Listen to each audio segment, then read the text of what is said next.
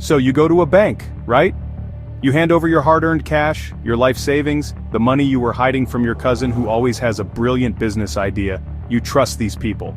They've got the fancy suits, the secure-looking buildings, the little pens on chains that never have any ink. It's a system built on trust. But what happens when the person on the inside decides that your money would look better in their account? Today, we're uncovering real cases where South African bank employees betrayed that trust and stole from clients or their own banks. It's a reminder that sometimes the biggest threat isn't the person trying to break in, but the one who already has a key card and a friendly smile. We're going to dive into the nitty-gritty of these scandals. From clever schemes involving dormant accounts and lottery winnings to brazen cash grabs right from the ATM. And the consequences? Well, they range from a slap on the wrist to some very, very heavy prison sentences. So buckle up, because here are some of the most notable cases of when the bank teller becomes the bank robber. It's wild. Let's start with a classic move, a real page-turner in the fraudster's handbook, waking the dead. Not people, of course, but accounts, dormant accounts. These are the forgotten piggy banks of the financial world, just sitting there collecting digital dust. But for Florika Shane Owusu and Abongile Tiusha, two employees at First National Bank, these sleeping accounts were a gold mine waiting to be plundered. Their plan was deceptively simple. You see, as bank employees, they had access that you and I can only dream of. They could peek behind the curtain. Their job was to identify these dormant accounts, accounts that hadn't seen any activity for a long, long time. The owners might have moved, passed away, or simply forgotten they existed. So with their insider knowledge, Florika and Abongile would reactivate these accounts. Once the accounts were live again, the real magic began. They started siphoning the money, bit by bit, moving it around like a shell game. A little transfer here, a small withdrawal there. They were hoping nobody would notice the ghost in the machine, suddenly coming back to life and going on a shopping spree. This wasn't just a one-time thing, they got greedy. Their little operation managed to drain over 1 million rand from these unsuspecting accounts. That's a lot of money. But here's the thing about digital trails, they're hard to erase completely. The bank's internal investigators, the financial detectives, started noticing some strange activity. These long-dead accounts were suddenly very, very active.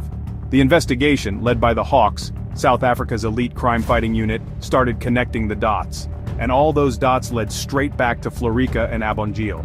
They had the access, they had the motive, and they left the digital fingerprints all over the crime scene.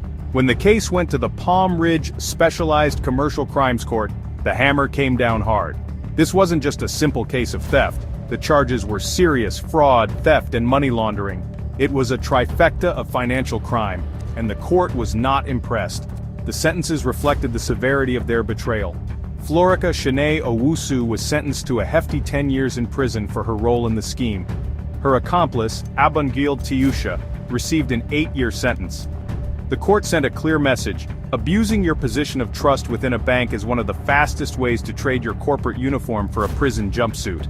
The sleeping accounts were finally put to rest, and so were the criminal careers of this duo. Winning the lottery. It's the ultimate dream, right? For one lucky South African, that dream became a reality. A huge sum of money, life-changing money, landed in their bank account. They were probably ecstatic, making plans, dreaming of a future free from financial worry. But they had no idea that someone else was also looking at their newfound fortune with greedy eyes. Enter Nonhlanhla Matinyane, a 42-year-old bank consultant at ABSA. Part of her job was to help clients, to guide them, to be a trusted financial advisor. But when she saw the massive lottery winnings sitting in this client's account, a different kind of plan started forming in her mind. A plan that didn't involve helping the client, but helping herself. Over a period of time, Nonhlanhla started making a series of unauthorized transfers. She moved a staggering 536,000 rand out of the lottery winner's account. This wasn't a single clumsy grab. It was a calculated series of moves designed to be subtle. The money didn't just go into her own account, which would have been too obvious. No, she was smarter than that, or so she thought. She spread it around. The stolen funds were funneled into the bank accounts of her family members and other individuals. It was a classic money laundering technique. By spreading the money across multiple accounts, she hoped to create a confusing web that investigators would struggle to untangle. But even the most carefully laid plans can unravel. The lottery winner eventually noticed something was wrong. And when you notice that R500,000 has just walked out of your account, you tend to make a phone call. A very loud, very angry phone call. The bank launched an immediate investigation. The internal auditors at ABSA, along with the Hawks, began to follow the money trail. And while Nanlanla had tried to be clever by spreading the cash around, the digital age is a cruel mistress to criminals. Every transfer leaves a record, every transaction has a timestamp, and every single one of those suspicious transfers originated from one person, Nanlanla Matinyani. The web she had woven to hide the money ended up being the very thing that trapped her. When confronted with the evidence, there was nowhere to hide. The case against her was airtight. It was a profound betrayal of the trust that is the bedrock of the entire banking industry. The justice system took a very dim view of her actions. In court, she was found guilty of her crimes. The judge handed down an 8-year prison sentence. 8 years to think about how she threw away her career, her freedom, and her integrity for someone else's jackpot. Her story is a stark warning that even in moments of great fortune, you have to be vigilant. We've all been there. We see the ATM as a simple machine. You put a card in, you get money out.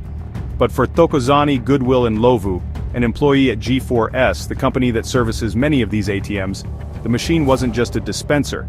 It was a personal piggy bank, and he had the master key. Thokozani's job gave him the kind of access that most criminals can only dream of. He wasn't trying to skim cards or install a hidden camera. He could go right to the source. He worked with the machines themselves, the big metal boxes full of cash that are supposed to be fortresses of security. He knew their weaknesses, their protocols, and most importantly, how to exploit them for his own gain. Over an astonishingly short period, just 3 days, Thokozani went on a crime spree of epic proportions. He effectively tricked them into thinking they were dispensing small amounts of cash when, in reality, they were spitting out stacks of notes. The total amount he managed to steal in this 3-day window was staggering. Over R500,000. 586,850 rand to be precise. Think about that. In 72 hours, he made off with more money than many people earn in several years, all by outsmarting the cash machines he was supposed to be protecting. He must have felt like a genius, like he had found the ultimate life hack. But a hack that big, that loud, doesn't go unnoticed for long. The discrepancies were flagged almost immediately. Banks and security companies have sophisticated systems for tracking every single note that goes into and comes out of an ATM. When hundreds of thousands of rands simply vanish into thin air, alarms start blaring. The investigation quickly zeroed in on the personnel who had access to those specific machines during that specific 3-day period. And all signs pointed to Thokozani Goodwill and Lovu. The evidence was undeniable. The logs, the access records, the financial black hole, it all created a perfect picture of his guilt. When he faced the Pietermaritzburg Regional Court, the prosecution laid out the case, and the court's response was severe. The court handed down a sentence that was meant to send a shockwave through the industry. Thokozani was sentenced to an effective 20 years in prison. 20 years. And as an extra measure, a final twist of the knife, the court ordered that his pension benefits be forfeited to his former employer, G4S. His 3-day spree of easy money cost him 20 years of his life and his entire retirement. It was one of the most expensive shopping trips in South African history. Investing your money can be a nerve-wracking experience, especially when you're doing it from halfway across the world. You place an immense amount of trust in the people managing your funds, believing they have your best interests at heart. A German national did just that, setting up a substantial investment account with a South African bank, confident that their money was in safe hands. Unfortunately, those hands belonged to Mzwake Khumalo and Luando Dingiswayo. Khumalo was a premier banker. He was the point man for high-value clients, the one entrusted with their significant investments. His colleague, Dingiswayo, also worked at the bank. Together, they saw the German investor's account not as a responsibility, but as an opportunity.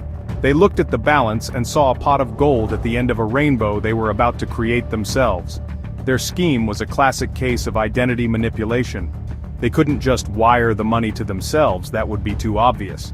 So they created a phantom. They opened a new bank account in the name of the German client, but crucially, they were the ones who controlled it. They used their internal access and knowledge of the bank's processes to bypass the security checks that would normally stop something like this from happening. It was a ghost account, operated by 2 very real criminals. With the fake account set up, the next step was simple.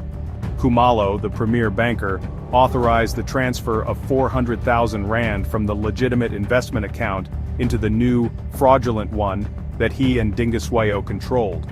From the bank's perspective, it looked like a client was simply moving money between their own accounts. But in reality, it was a carefully orchestrated theft, hidden behind a veneer of legitimacy. Once the 400,000 rand was in the new account, the duo wasted no time in spending it. They went on a spree, enjoying the fruits of their crime. They were living it up on someone else's life savings, someone who was thousands of miles away, and completely oblivious to the fact that their investment was being drained. But like all these stories, the party eventually has to end. The real investor eventually noticed the massive hole in their portfolio. When the German national raised the alarm, the bank's forensic investigators got to work.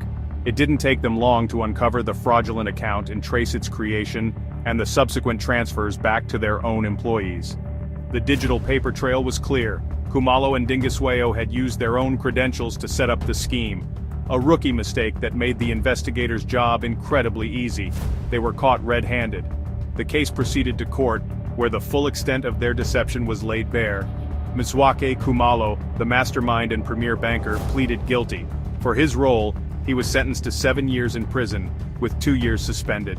An effective 5-year sentence to reflect on his premier failure as a banker and a human being. Lwando Dingiswayo, his accomplice, also faced the music. He received a more lenient sentence of 3 years of correctional supervision, essentially house arrest, and was ordered to repay his share of the stolen money. The differing sentences likely reflected their varying levels of involvement, but the outcome was the same. 2 bank employees, 2 ruined careers, and a stark lesson in how quickly trust can be turned into a tool for theft. As technology evolves, so do the methods of criminals. The one-time PIN, or OTP, was designed to be an extra layer of security, a final check to make sure it's really you making a transaction. But what if someone could intercept that message? What if the very person meant to help you with your banking was the one stealing your security codes? That's exactly what happened to a 68-year-old pensioner. Lusanda Gloria Coase was a 29-year-old employee at Postbank. She worked with clients every day, many of them elderly, who relied on her for assistance with their accounts. The 68-year-old victim came to her for help, placing their trust in this young woman to guide them through the banking process. They had no idea that Coase saw this person not as a client to be helped, but as a target to be exploited. Coase's method was devious and deeply personal. She used her access to the banking system to change the victim's cell phone number on their profile to her own. This single, simple change was the key to her entire scheme. With her number now linked to the account, anytime a transaction was attempted, the crucial OTP would be sent directly to her phone, not the pensioner's. She had effectively hijacked the account's security system. With control over the OTPs, the pensioner's account was wide open. Coase began making a series of withdrawals, approving them with the stolen codes. Over time, she managed to drain 245,000 rand from the account. This was a pensioner's savings, the money they were relying on for their retirement, for their daily needs, for their security in their old age, and it was being stolen, one text message at a time. The crime eventually came to light when the victim realized their savings were disappearing. An investigation was launched by the Hawks, who are particularly skilled at untangling these kinds of digital webs.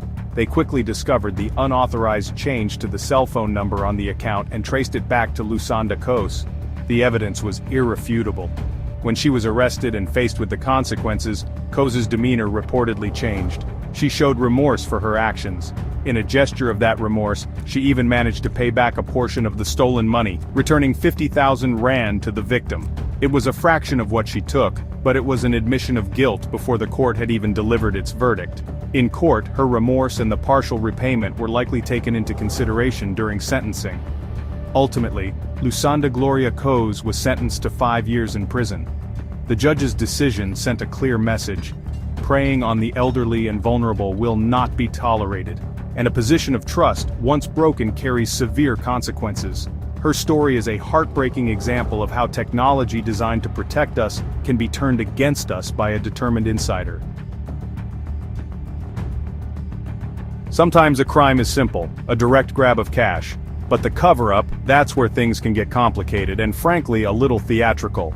Bongani Vincent Nkosi, an employee at an unnamed bank, was tasked with a straightforward job: transport a large amount of cash and deposit it into an ATM. It was a routine part of his duties, something he had likely done many times before. But on this particular day, he decided to change the script. The amount of cash in his possession was significant, 560,000 rand, a life-changing sum of money sitting right there in his hands. The temptation proved to be too much. Instead of depositing the money into the ATM as he was instructed, Bongani Nkosi decided to deposit it into his own life. He pocketed the entire amount. He had the cash, but now he had a problem: how to explain where 500,000 rand had gone. This is where the story takes a turn for the dramatic. Nkosi couldn't just say, "Oops, I lost it," so he concocted a wild story. He claimed that he had been kidnapped. He painted a picture of a terrifying ordeal, telling his employers and the police that he had been abducted by unknown assailants who had forced him to hand over the cash. It was a bold lie, designed to make him look like a victim, not a perpetrator. He probably thought it was a brilliant plan. Who would question a traumatized kidnapping victim? It's the perfect cover. But here's the thing about a lie that big: it has to be perfect. The details have to line up. Your story can't have any holes. And police investigators are very, very good at finding holes. They've heard every excuse in the book, and "I was kidnapped" is a classic. As the police began their investigation into the alleged kidnapping, Nkosi's story started to fall apart. The timeline didn't make sense. There were no witnesses. The evidence just wasn't there. The police started to suspect that the only person involved in this kidnapping was Bongani Nkosi himself. Under the pressure of the investigation, his fabricated story crumbled completely. He was arrested and charged not with being a victim, but with stealing the 560,000 rand from his employer. When he appeared in the Nelspruit Commercial Crime Court, the evidence against him was solid. The court found him guilty. For his crime and his elaborate lie, he was sentenced to 8 years in prison, with 5 of those years suspended. This left him with an effective sentence of 3 years behind bars. Bongani Nkosi's story is a lesson in the old adage: the cover-up is often worse than the crime, or in this case, just as bad. He didn't just steal money, he wasted police resources and tried to manipulate the system with a story worthy of a low-budget soap opera. We end our list with a case that is both shocking in its scale and still unfolding. It involves a single bank employee and an eye-watering sum of money, 2.4 million rand. The accused at the center of this storm is Manshwane Johanna Mabelane, a 42-year-old former bank employee. Her alleged crime wasn't a quick smash and grab or a simple fraudulent transfer. The accusations point to a sophisticated and sustained manipulation of the banking system itself. She allegedly used her knowledge of internal processes to move money around in a way that was difficult to detect, at least for a while. The details that have emerged are complex. It's alleged that Mabelane targeted various accounts, including the bank's own corporate accounts and suspense accounts, temporary holding accounts used for transactions that are in progress. By manipulating these, she was allegedly able to siphon funds without immediately raising red flags on a specific client's account. It was a high-level, intricate scheme that required deep insider knowledge. The alleged theft of 2.4 million rand wasn't a single event. It's believed to have occurred over a period of time, a slow and steady bleed of the bank's funds. This kind of long-term fraud is often the hardest to spot. Each individual transaction might be small enough to fly under the radar, but when added up, they create a massive financial black hole. Eventually, as is always the case, the numbers just didn't add up.